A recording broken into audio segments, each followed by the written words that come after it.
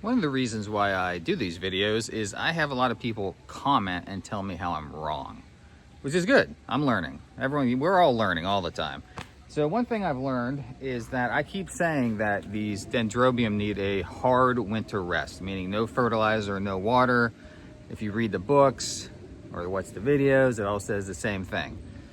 Apparently that's not true in certain climates. Like in Southwest Florida, where it stays pretty warm, 70s and 80s, even in the winter, you keep watering them, right? So if you look at like any sort of soft, like a nobile type of orchid, or an aggregatum type kind of orchid, or any sort of dendrobium that is not a hurricane dendrobium, which normally you're supposed to have a hard winter's rest, that's just not the case if it's warm enough, which kind of makes sense. If it's really warm, usually a winter rest implies it's getting cold outside and they don't need water because it's so cold, but it's not cold ever. So I'm sorry, Dave's Orchid Oasis family, I steered you wrong. Please forgive me. Now, one reason why I haven't been doing nearly as many videos is because I figured out something really cool. I bought a laser engraving machine. So what this allows me to do is I get these tags, kind of like a dog tag, and then I can laser engrave a tag that I can then put on my flower. Check this out. How cool is that? Right? So this is anodized aluminum. It will last decades. It'll last longer than the actual orchid. So I have 400 orchids that I have to do these to. So far I have like 40. So I got a ways to go. They take a little time to do. Oh, look at this. My Christmas cactus. Christmas cactus. Look, we're starting to get some little buds because it's Christmas time. That's really cool. It literally blooms at Christmas.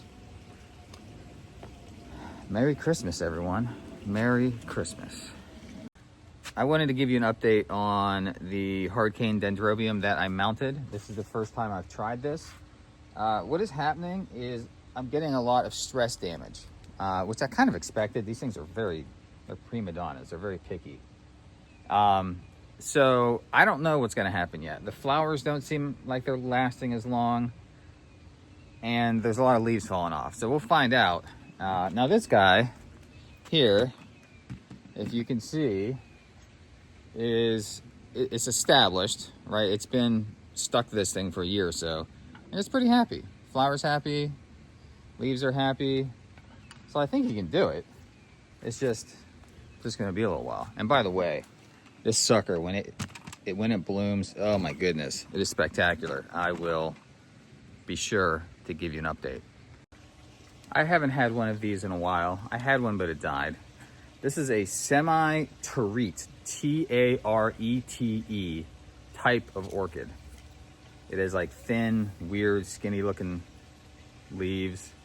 And what makes it different, I mean, it's in the Vanda family. It does look like a Vanda, right?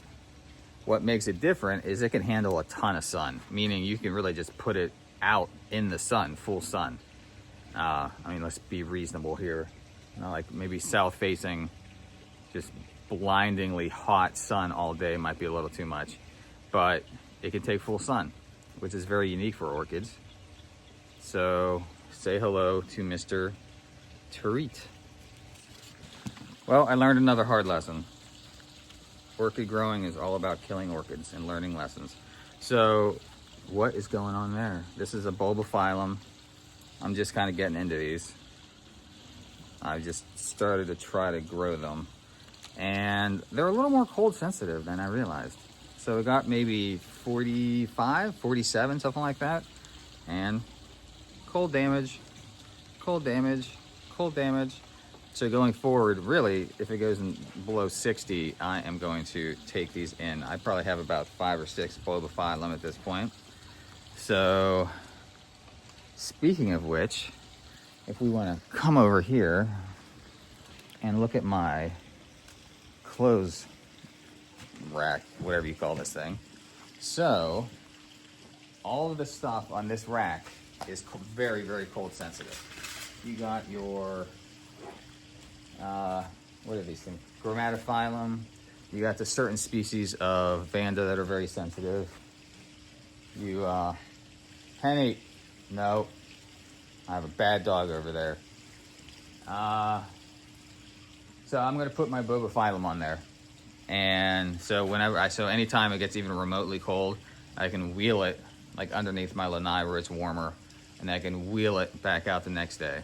So this is my super sensitive cold rack of orchids. Okay, cool specimen for today.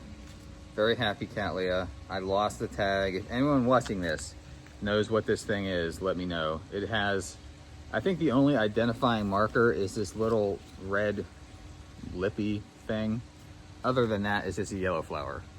But it's very happy. It's hanging in a basket. We've talked about this in the past.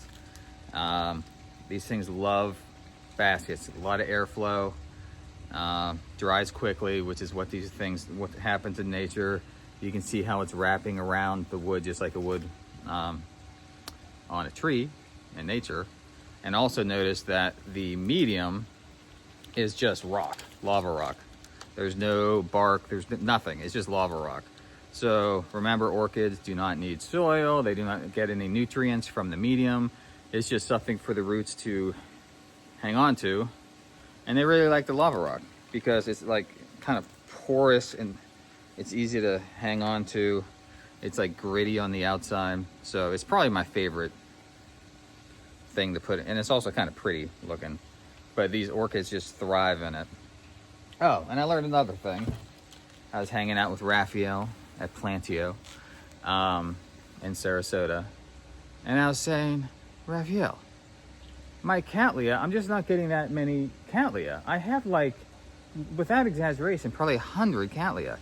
And I'm getting like one here, one there. This is one of the only ones that had all these blooms like this. I'm like, what is going on? What am I doing wrong? I'm watering them, I'm fertilizing them. They're getting plenty of light. What is going on? He said, did you mount them or repot them or put them in a basket? I'm like, actually, I kind of went crazy with that this year. I basically took almost every Cattleya and mounted it because I still think it's the best way to do it. He goes, well, that's what happens. So if you mount or put an orchid in a basket, a Cattleya, or even just repot it, oftentimes it'll take a year. Like it just won't flower that season. So you'll lose a season's worth of flowering and then you'll be fine. But that was kind of a bummer. So I'm gonna have to wait another year for a lot of this stuff to bloom. But that was an interesting little tidbit.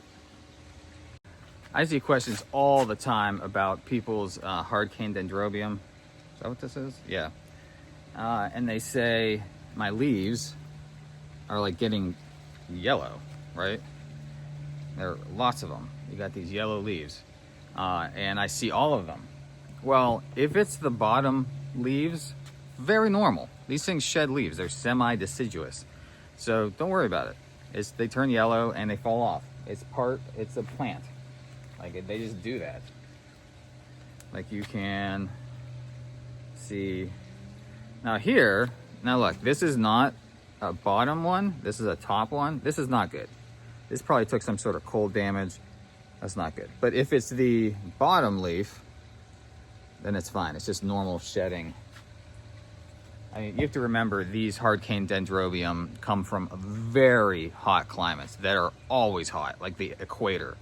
So they are used to like 80s, 90s all year. There is no winter where they come from. So they don't like the cold. So they're definitely the first ones I bring in if it gets cold. Like in a really hot summer like we had this year, I mean, my dendrobium went nuts. I've never seen anything like these before. I don't know if you can see this. I mean, look at that. This is one plant. One plant. And I have a bunch of them that size. So, all right. So I think that's all I'm gonna do for today. So please you don't even have to subscribe. I'm finding the YouTube algorithm prefers likes and comments. So comment. They really like it when people start fighting in the comments. So start fighting, and I will see you next time.